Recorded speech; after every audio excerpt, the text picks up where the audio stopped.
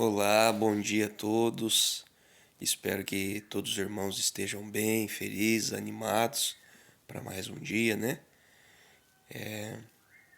Nós estamos hoje é dia 28 de agosto.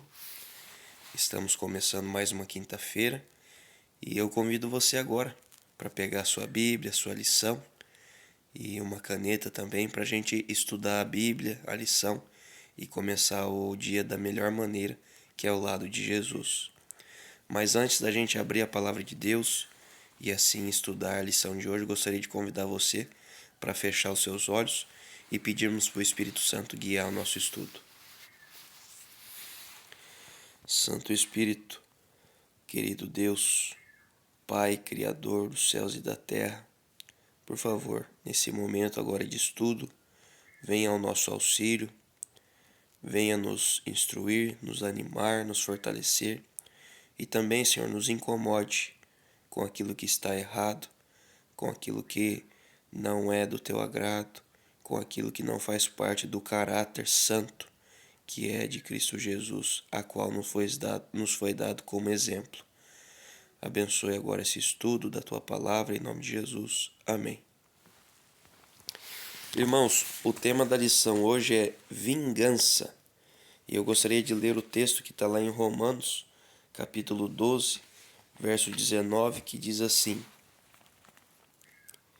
Não vos vingueis a vós mesmos, amados, mas dai lugar à ira, porque está escrito: A mim me pertence a vingança, eu é que retribuirei, diz o Senhor. Então, esse é apenas um dos textos falando sobre vingança. Aqui está deixando muito claro que a vingança ela não é para nós. Quem faz a vingança, quem é o responsável pela vingança é Deus. É a figura de Jesus que vai retribuir a cada um segundo as suas obras. Ou seja, aquilo que o Giovanni está fazendo com a luz que lhe foi dada, né, e a fé que eu tenho de acordo com a luz que me foi dada, e isso será a pauta do meu julgamento. E Deus vai julgar a gente com base na lei, né? O quanto da lei o Giovanni conhecia. Eu vou ser julgado em cima disso. E também se eu em algum momento me recusei a querer aprender mais sobre a lei, sobre o amor de Deus, sobre a Bíblia, né? Então isso também fará parte do meu julgamento. Deus, irmãos, ele é justo, ele é leal e ele é amor. Então ele vai fazer a justiça dele conforme essa análise, né? Conforme essa visão. Não vai ser injusto com ninguém. Irmãos, esse é um assunto muito importante, né? A lição vem tratando aqui que antigamente, né? As pessoas elas tomavam essa vingança querendo cumprir a lei de Deus, que deveria ser algo espiritual, algo vindo da parte de Deus, mas as pessoas tomavam ela como vingança com as próprias mãos. E isso é errado, né? Perante a Bíblia, a gente percebe. Aqui tem uma pergunta, né? Na pergunta 7, pede para a gente ler aí alguns textos e pergunta, né, o que esses textos dizem sobre como Jesus via os princípios de recompensa e punição. Então, se a gente ler esses textos, a gente vai perceber o seguinte, que aquele que esperar em Deus, esperar na justiça divina, Jesus irá recompensar cada um segundo as suas obras. Veja aqui texto interessante.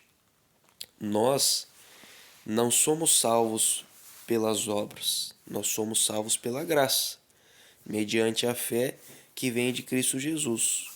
Agora, olha aonde entram as obras. Para a gente ter fé, a Bíblia fala assim: a fé vem pelo ouvir a palavra.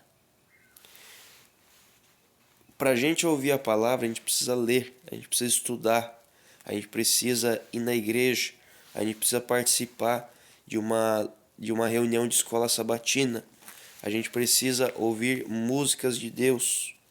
É aí que vem o ouvir a palavra de Deus. E irmãos, uma vez que você ouviu a palavra de Deus, você tem uma escolha. Ou você faz, ou você não faz aquilo que você está aprendendo.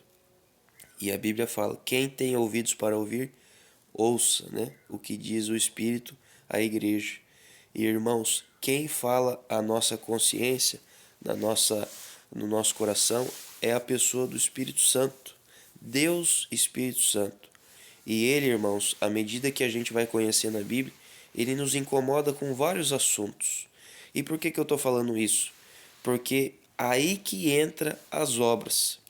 Ou seja, todas as obras que nós fazemos, ela é feita não para ser salvo, mas porque nós já somos salvos em Cristo Jesus.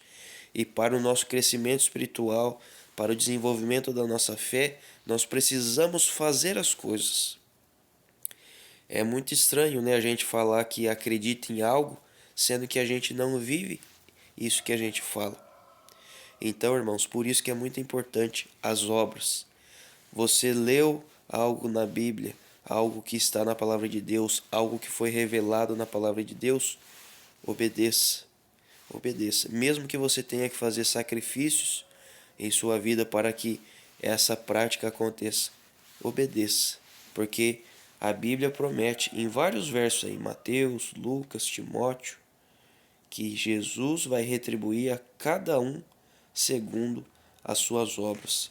Eu vou ler esse último texto aqui de 2 Timóteo 4,8 para a gente finalizar o estudo dessa lição e vocês vão ter uma noção mais ampla do que eu estou falando.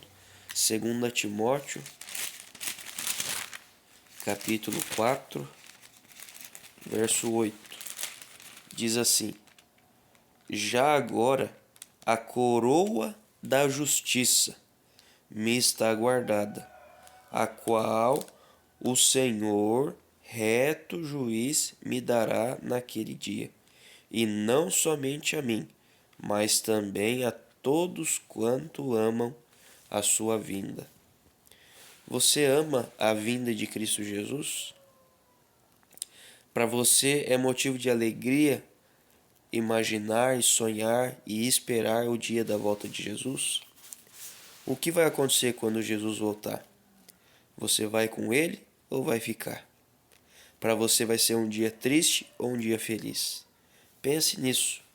Mas a minha oração hoje é para que você espere e almeje esse dia. Não fique fazendo as coisas ao seu modo, de acordo com aquilo que você acredita. Não, não tem necessidade disso. A Bíblia é a revelação de Cristo Jesus para nós. E aqui tem tudo o que precisamos. Todo o caminho que precisamos para chegar aos céus. Se você tem algo que você acha que não tem respostas ainda, converse com Deus. Converse com Deus e leia a palavra de Deus. Você não vai receber uma revelação especial, um sinal, alguém vai vir te falar alguma coisa. Não, isso não vai acontecer, pode ter certeza.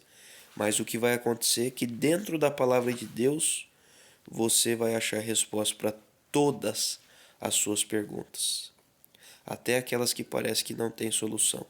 Você acredita nisso? Eu também acredito. E por isso, eu leio a última pergunta aqui, ó. Como podemos aprender a amar da maneira que nos foi ordenado?